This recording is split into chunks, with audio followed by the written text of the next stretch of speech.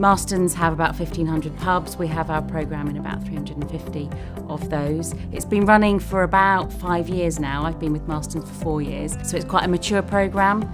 So some of the challenges for us in our programme are around creating new stories and creating new interest and keeping it fresh really and keeping people engaged with it. Ours is a people business, so the people that work in our pubs are really important, and so are the customers that come into the pubs. But I think one of the things for me is about how to really engage everybody around it and get some really useful insights from it that we can then use to make a difference in our business.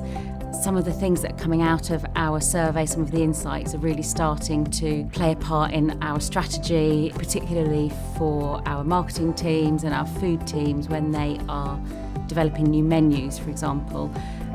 One of the tools that is really useful for that is using Explore, so that they can perhaps search on the word pizzas or on the word chicken or something like that and start to see what are they saying about chips or skin on fries and all these kinds of things, which is really, really important to the business. We've recently moved from it being a measure for our pub managers to being a measure for the deputy managers and assistant managers, which has really helped focus their mindsets on the customer and on getting more feedback and on the quality of that feedback, which in turn, just this year, has really helped drive the scores. We have a big system of reward and recognition in place. We ask the question, does anybody exceed your expectations today?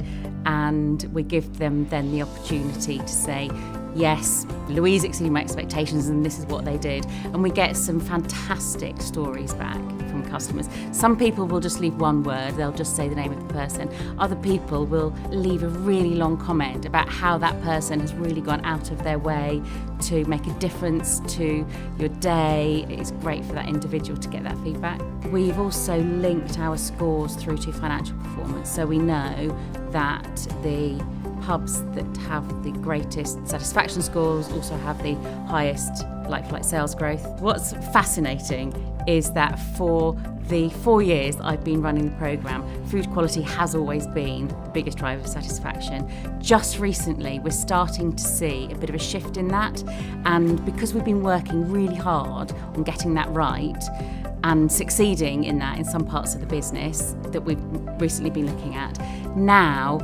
overall service has just picked into first place as driving a positive experience. So that is a really exciting new finding for us, which we've just recently uncovered.